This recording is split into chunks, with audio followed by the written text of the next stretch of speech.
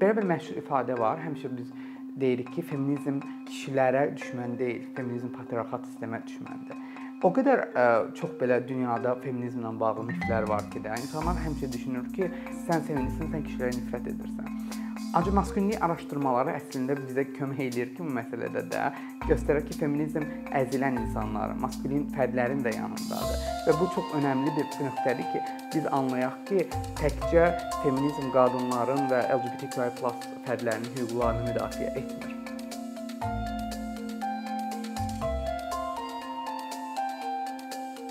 Maskulinlik araşdırmaları ümumiyyətlə gender araşdırmalarında çox zaman ikinci dərəcəyə atılmış və görünməyən bir araşdırma sahəsi olaraq konseptləşdirilir. Nəyə görə? Çünki çox zaman biz görürük ki, gender elmlərinin içində feminizm dalğası daxilində qadın həyatları, qadın hekayələri və LGBTQI+ fərdlərinin hekayələri daha qabarır və önə çıxır. Lakin biz maskulinliyi və patriarxal sistemi anlaya bilmirik çox zaman və ikinci planda qalır. Bu kontekstdə əslində 70-80-ci illərdə müəyyən bir ədəbiyyat formalaşmağa başlayır, lakin 90-cı illər bu ədəbiyyatın formalaşmasının ən önəmli hissəsi olur. 93-cü ildə Messerschmitt öz kitabını çıxardır və 95-ci ildə məncə ən önəmli hadisələrdən biri Raven Connell, Avstraliyalı sosioloq, özünün Masculinities, maskulinliklər kitabını çap edir 95-ci ildə və Connell burada çox önəmli bir termini ədəbiyyata gətirir. Hegemonic masculinities, hegemonik maskulinliklər və bu termində o bizim bu günləri ağdərili, imtiyazlı, heteroseksual kişi modelinin hegemonik maskulinlik adı altında konseptləşdirir və patriarxal sistemin problemlərini onların dəyərlər sistemi vasitəsilə bizə göstərməyə çalışır. Connellin gətirdiyi çox önəmli bir dəyişiklik olur və 2005-ci ildə yenidən o kitabının ikinci versiyasını çıxardır və əlbəttə ki, burada çoxlu kritiklər də gəlmişdi Connellə ki, bu çox ümumiləşdirmə getmişdi. Ancaq bu ümumilikdə maskulinlik araşdırmaları üçün çox önəmli idi. Yəni biz burada artıq erkək fərdlərinin, male erkək fərdlərinin həyat hekayələrinin patriarxal sistem daxilində araşdırıldığını və onların artıq gender elmlərinin bir hissəsi olduğu qənaətinə gələ bilirdik. Connelldən başqa, dediyim kimi, artıq 2000-ci illərdən bu maskulinlik araşdırmaları sahəsində olan ədəbiyyat daha da genişlənir. Misal üçün, çoxlu jurnallar ortaya çıxmağa başlayır. Hansılar ki, birbaşa olaraq bu yazıların, bu sahədə olan araşdırmaları bir araya gətirir. Məsəl üçün, mənim özümün çox yaxından izlədiyi bir jurnal var, Norma. Bu jurnal Skandinaviyada dərc olunur və bütün dünyadan olan akademik yazıda olan maskulinlik sahəsinə aid yazılar götürülür oradan. Misal üçün, Ruandadan, Kambocadan, Kolumbiyadan, İsveç, Norveç fərqli maskulinlik modellərinin bir araya gəldiyi bir jurnaldır bu. Və əlbəttə ki, bu jurnallardan çoxdur və fərqli sayılar var. Mənim üçün oxuduqlarım arasında Norma mənim üçün çox maraqlı gəlmişdi və bu proses əslində davam eləyir və hələ də inkişafa baş verən prosesdir və bu əslində bizə çox böyük kömək olur ki, də maskulinlik araşdırmalarını gender araşdırmalarından ayırmırıq biz və onu gender araşdırmalarının bir hissəsi olaraq göstərməyə çalışırıq. Burada bir maraqlı bir termin ortaya çıxır ki, də maskulinliyi biz necə müəyyənləşdiririk, nəyə əsasən müəyyənləşdiririk? Biz burada yenə iki yanaşmaya üst tuta bilərik. Bir konstruktivist yanaşma olan Judith Butler'ın gətirdiyi gender performativliyi nəzəriyyəsi əsasında götürə bilərik.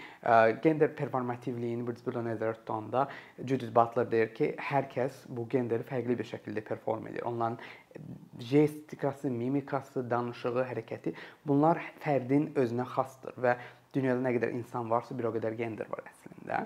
Və bu baxımda, bu kontekstdə baxanda biz görürük ki, maskulinlik əslində performativdir. Bu yalnız erkək bədənlərə aid deyil. Bunu kifayət qədər bir lezbiyan, baç lezbiyan da bunu perform edə bilər və yaxud yüksək səviyyəyə, liberal kapitalist sistemində yüksək vəzifə tutmaq istəyən bir dişi fərd də bunu perform edə bilər. Misal üçün, çox zaman biz görürük ki, qadınlardan tələb olunur yüksək vəzifəyə çatmaqları üçün məcburi maskulin modelləri tətbiq etməkləri ki, daha sərt olmalıdırlar, daha tələbkar olmalıdırlar, hansı ki, bunlar maskulinliklə assosiasiya olunur və bir növ bu da əslində perform olunmuş olur, performativlik baş vermiş olur. Bu Butlerin nəzəriyyəsidir. Bir də baxa bilərik ki, biz buna daha çox məsəl üçün Azərbaycan kontekstində də bu Orta Şərq kontekstində də biz görürük ki, maskulinlik çox zaman doğuşdan gələn erkək bədənlə assosiasiya olunur. Elə bil ki, biz doğulandan erkək bədənlə doğulmuşuqsa, bizə o gender sisteminin yüklədiyi rollar olur və avtomatik olaraq onlar maskulin rollara əsaslanır. Ancaq əlbəttə ki, bu maskulinlik çox geniş və nisbi bir termindir. Məsəl üçün bir Alman erkək modelinin maskulinliyi ilə bir Azərbaycanlı erkək modelinin maskulinliyi eyni deyil. Çünki onların dəyərlər sistemi fərqlidir. Bir Azərbaycanlı erkək maskulinliyi üçün feminin sayılan bir şey Alman mədəniyyətində tərsi ola bilər. Məsələn, buna ən gözəl bir nümunə odur ki, Azərbaycanda oğlanlar çox vaxt qol-qola gəzirlər. Məsələn, bir Avropalı bunu görəndə o düşünür ki, onlar geydirlər, onlar homoseksualdırlar. Lakin bu maskulinlik imajı tam fərqli bir şəkildə göstərilir və mədəniyyətə xas bir şeydir o baxımdan və bu da çox gözəl nümunələrdən biridir ki, əslində maskulinlik necə nisbidir. İndi isə keçmək istəyərdim ümumi bu maskulinlik araşdırmalarının niyə önəmli olduğuna və bizim niyə bunları öyrənməli olduğumuza və bunlar bizə nə gətirə bilər ümumilikdə. İlk növbədə əlbəttə ki, araşdırmaların mövcudluğu müxtəlif kateqoriyalara bölə bilərik. Məsəl üçün akademik səviyyədə olan, yarı akademik, jurnalistik və yaxud da incəsənət sahəsində olsun, televiziya, radio, film və s. Mən çalışacağam burada fokuslanım akademik, yarı akademik və jurnalistikli yazılara. Ümumiyyətlə bunların mövcudluğu ədəbiyyat yaradır. Yəni bu yazıların mövcud olması, bunların yazılması bizə kömək edir ki, müəyyən bir problemi işıqlandıraq və onunla bağlı ədəbiyyatı formalaşdıraq. Bəs bu ədəbiyyatın ümumiyyətlə formalaşmağı nəyə kömək eləyir? Bu sahədə çalışan fərdlərin rahat bir şəkildə araşdırmalar etməyinə. Məsəl üçün, mən bir araşdırmaçı olaraq Azərbaycan maskulinliklərinə bağlı araşdırma etmək istəyirəmsə, artıq bu sahədə məndən əvvəl araşdırma etmiş şəxslərin işlərinə öz referanslarımı verməyə başlayıram ki də, məndən əvvəl bu şəxs bu yazını yazıb və mən öz nəzəriyyəmi bunun əsasından daha da inkişaf etdirirəm. Məndən əvvəl bu araşdırmanı etmiş şəxslərin etdiyi töhfələr nəticəsində və mənim etdiyim bu yazılar nəticəsində və töhfələr nəticəsində bir araşdırmaçılar, jurnalistlər bunlar mövcud problemləri, patriarxatın və yaxud da maskulinlik sahəsində, araşdırmalar sahəsində olan problemləri üzə çıxarda bilirlər. Və biz tarix boyu görürük ki, misal üçün də feminist hərəkatlarda ancaq qadın problemləri çox üzə çıxarılır. Qadın problemləri və ya LGBTQI+ icmada olan fərdlərin problemləri çox qabardılır və əlbəttə ki, onlar patriarxal sistemdən əziyyət çəkdikləri üçün araşdırma sahəsi buna fokuslanır. Ancaq biz misal üçün maskulinliyin üzərinə fokuslanmadığımız üçün onunla bağlı müəyyən bir mif yaranır və biz onları patriarxat sistemindəki bütün kişiləri bir qrup altında görməyə başlayırıq. Və biz bu araşdırmaları etdikcə onlar arasındakı fərqlər, patriarxatın problemləri ortaya çıxır. Və bu problemlərin ortaya çıxması əslində sosial, iqtisadi, siyasi problemlərin də birbaş olaraq aydınlanmasına və bunun maskulinlik modeli ilə ölkənin patriarxat sistemindəki problemlərini üzə çıxardır. Belə bir məşhur ifadə var. Həmişə biz deyirik ki, feminizm kişilərə düşmən deyil, feminizm patriarxat sistemə düşməndir. Və o qədər çox belə dünyada feminizmlə bağlı miflər var ki də, insanlar həmişə düşünür ki, sən feministsən, sən kişilərə nifrət edirsən.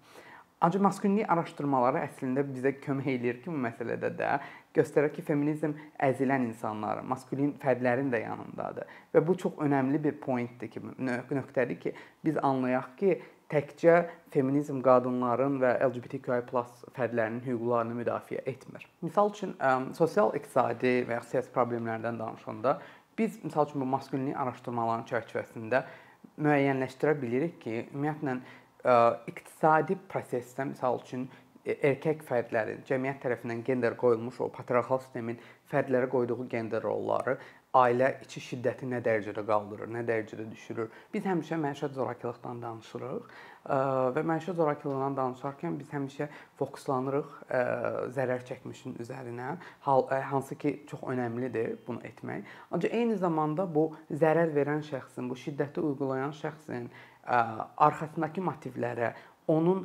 hansı səbəb nəticəsində bu dərəcə şiddətə gəldiyini biz fokuslana bilmirik. Və əslində biz baxanda görürük ki, bu şiddətin arxasında yüzlərlə səbəblər ola bilər də. İqtisadi asılılıqlar. Məsələn, iqtisadi baxımdan bir insan 300-350 manatlıq işdə işləyirsə, əlbəttə ki, o insanın problemləri, ailəni saxlamaq, övladlarını böyütmək kimi problemləri olacaq və biz misal üçün və ya onun ətrafındakı dostları ilə vaxt keçirə bilməməyi və biz misal üçün bunları bilmədən, bunları araşdırmadan zərər verən şəxsin motivlərini tam anlaya bilmirik. Və bu əslində bir növ patriarxat sistemlə də əlaqəli olur. Halbuki biz bu məsələni araşdırsaq və bunun dərinliklərinə gedə bilsək, burada birbaşa həll yolunu görmüş olacağıq. Birbaşa həll yolu da əlbəttə ki, bizi müxtəlif nöqtələrə gətirə biləcək və bu sahədə olan mövcud problemi sadəcə ignor etmiş olmayacağıq. Biz bilirik ki, patriarxat sistem çox böyükdür və problemlidir. Ancaq burada əlbəttə ki, maskulinlik araşdırmaları önəmlidir. Çünki o bizə kömək eləyir ki, anlayaq və qrupların fərqli tərəflərini öyrənək. Yəni fərdi sırf erkəkdir deyə, kişidir deyə biz onu götürüb sırf patriarxatın qurbanı adı altında birləşdirmirik. Və bizə bu maskulinlik araşdırmaları kömək eləyə bilər ki, ümumi problemləri formalaşdıraq. Bayaq dediyim kimi, misal üçün Raven Connellin gətirdiyi araşdırma metodları bu məsələdə çox önəmlidir. Və ona kimi biz bu məsələlərin əksəriyyətini bilmirdik. Və bütün bunlar, bütün saydıqlarım hamısı bir-birindən birbaşa əlaqəlidir. Və sonda biz əlbəttə ki, düzdür, bu akademik araşdırma olsa belə, akademiyanın məqsədi həyatla əlaqələndirməkdir bu problemləri. Və biz, misal üçün antropoloqlar, sosioloqlar, onlar həmişə çalışırlar ki, real həyat hekayələrini götürsünlər və onu akademikləşdirsinlər və maskulinlik birbaşa performativ bir prosesdir və o birbaşa həyatla bağlıdır. Və əlbəttə ki, bu problemlər bir-biri ilə avtomatik olaraq əlaqələnmiş olur. Mən özüm bu sahədə araşdırma edən bir feminist antropoloq olaraq deyə bilərəm ki, Azərbaycanda akademik məqalələrə gələndə barmaqla sayıla biləcək qədər yazılar ortaya qoyulubdur. 1, 2, 3-ü keçmir bu yazılar və bu sahədə aparılan araşdırmalarda bəzi yerli araşdırmaçılar var, xarici araşdırmaçılar da var. Ancaq təəssüf ki, yerli araşdırmaçılar çox azdır. Jurnalist tipli məqalələrə gələndə mən indiyə kimi görmüşəm bir dənə media platforması, hansı ki, sırf onların bununla bağlı bir xüsusi sayıları olubdur və o Qafqazdakı maskulinlikləri araşdırıb və Azərbaycan maskulinliklərinin müəyyən dərəcədə daxil olunub onun içinə. Ancaq bunlar daha çox jurnalist tipli yazılar olduğu üçün daha geniş əhatəli olmayıbdılar. Ancaq yenə bunların mövcudluğu da çox önəmlidir. Bunu nəzərə alaraq mən bir başqa məsələyə fokuslana bilirəm ki, burada Azərbaycandakı mövcud feminist hərəkat necə inkişaf eləyir? Biz görürük ki, Azərbaycandakı feminist hərəkat fokuslanır LGBTQI+ qadın fərdlərə. Və biz burada təəssüf olsun ki, maskulinlik araşdırmalarını görə bilmirik və maskulin fərdlərin kifayət qədər bu məsələnin içində formalaşmağını görə bilmirik. Bu əslində bir növ problem yaradır və separasiyaya gətirib çıxardır. Məsəl üçün feministlər burdadır, patriarxal sistem və maskulinlik fərdlər, maskulinliklə bağlı olan araşdırmalar burada qalmağa başlayır. Və bu bir tərəf digər tərəfə keçə bilmir və bu artıq kifayət qədər seqreqasiya yaratmağa başlayır. Məsəl üçün, Azərbaycanda hələ də insanlar düşünürlər ki, sən feministsənsə, sən kişiləri nifrət edirsən. Və bu, düzdür, Azərbaycanda baş verən feminizm çox yenidir. Nə baxımdan yenidir? Məsəl üçün, 2005-2006 bu dövrə qədər baş verən feminizmlə müasir 2010-cu illərdən başlayan feminizmi ayırmaq məcburidir. Çünki onlar tamamilə iki fərqli dalğada gedirlər və müasir Azərbaycandakı feministlərin tələbləri daha sərt tələblərdir, daha patriarxal sistemlə qarşı olan tələblərdir. Hansı ki, ondan əvvəlkilər daha patriarxal sistemdən konsensusa getməyə meylli olan bir feminizm olubdur. Və bu perspektivdə baxanda biz görürük ki, sözün həqiqi mənasında maskulinlik araşdırmalarına, bu sahədə olan kişilərin həyat hekayələrini anlamağa çox böyük bir ehtiyac var. Çünki biz bunu anlamadığımız müddətcə bu seqreqasiya davam etməyə başlayır, davam edir və bir növ elə bil ki, cəmiyyət iki hissəyə ayrılır da.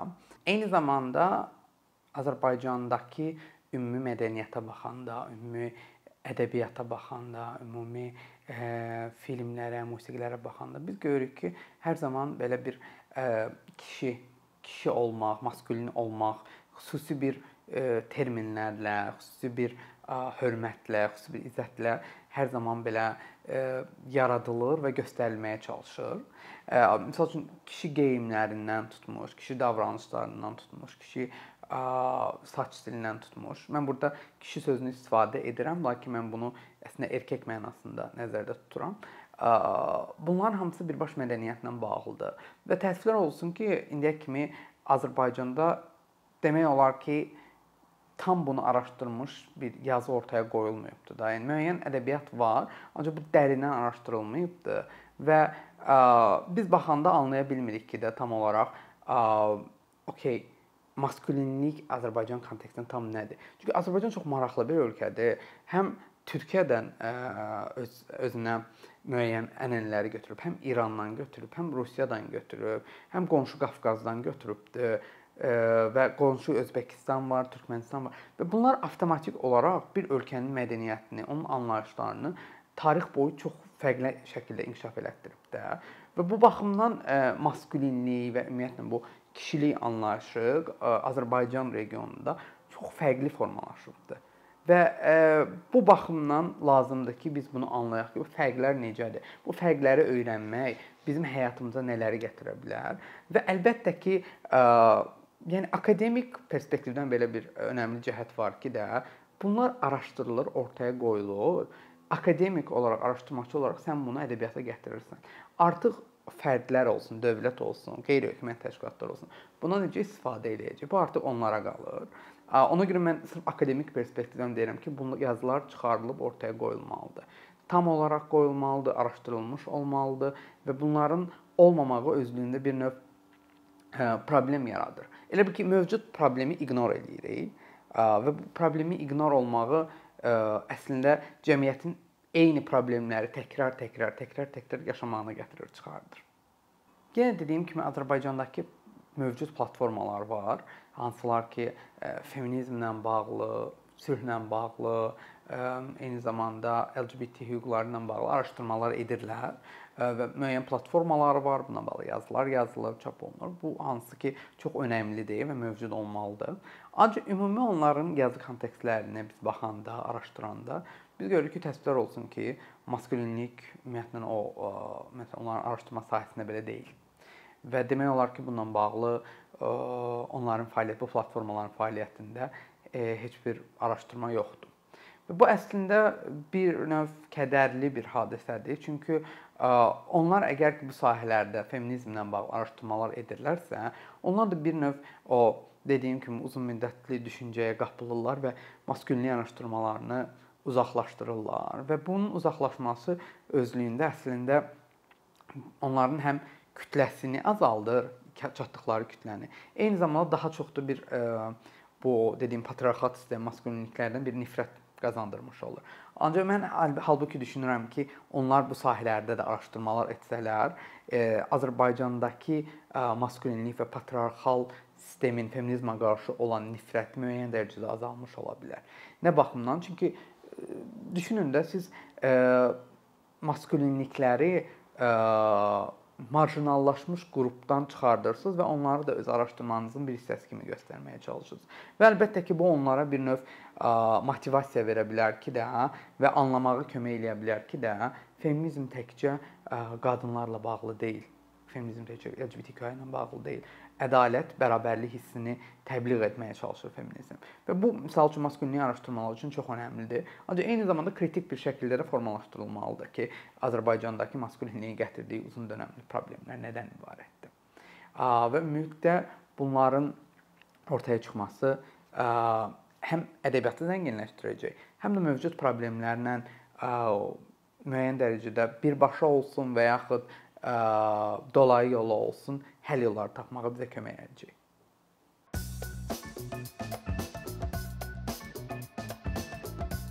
Bir neçə ildir ki, əkinçi olaraq azərbaycanlı izləyicilərin hər zaman faydalana biləcəyi, keyfiyyətli və ən əsas ödənişsiz kontent hazırlamağa çalışırıq. İndiyədək təqdim etdiyimiz onlarla animasiya və yüzlərlə çəkilişlər tələbələrin, mütəxəssislərin, müəllimlərin və ümumiyyətlə yeni mövzulardan xəbərdar olmaq istəyən çox sayda insanın marağına səbəb olub. Bu illər ərzində hazırladığımız videolar təhsil, texnologiya, ictimai fəallıq, iqtisadiyyat, gender bərabərliyi, ətraf mühit, ifadə azadlığı, hüquq, demokratik inkişaf, mədəniyyət və digər mövzuları əhatə edib. Məqsədimiz çoxlu baxış gətirən deyil, çoxlu fayda gətirən videolar hazırlamaqdır. Amma bu, düşündüyümüz qədər asan deyilmiş. Gördüyümüz iş kifayət qədər resurs, əmək və təbii ki, davamlılıq tələb edir. Bu səbəbdən Patreon platformasından istifadəyə başladıq. Əkinçinin Patreon hesabının populyarlaşmasına çox böyük ümidlərimiz və gözləntilərimiz var. Bəziləriniz Patreon haqda ilk dəfə eşidirsiniz. Əslində, çox sadə izahı olan bir platformadır. Təsəvvür edin ki, siz rəssam və ya musiqiçisiniz. Sosial şəbəkələrdə sizi izləyən, işinizi bəyənən çox sayda insan var. Patreon platforması sizə imkan verir ki, izləyicilərinizin könüllü aylıq ödənişləri sayəsində işinizi davam etdirəsiniz. Sərgi, konsert zallarından asılı qalmayasınız. Amma bu, təkcə rəssam və musiqiçilərə aid deyil. Məsələn, əkinçiyə bənzər fəaliyyətlə məşğul olan bəzi layihələrin 10 minlərlə patronu var. Biz də düşündük ki, nə üçün əkinçinin Patreon hesabı olmasın? Sizin dəstəyiniz sayəsində biz daha çox və daha keyfiyyətli kontent yaratmağa davam edə biləcəyik. Amma bu dəstək yalnız maddi dəstək deyil. Dəstəkçilərimizin sayının artması gördüyümüz işlərin faydalı olduğuna dair əminlik verir. Patreon platformasından istifadə çox sadədir. Hesabınızı açırsınız, sizə uyğun dəstək növünü seçirsiniz və Patreon özü hər ayın ilk günü kartınızdan seçdiyiniz dəstək növünə uyğun ödəniş tutur. Bu qədər.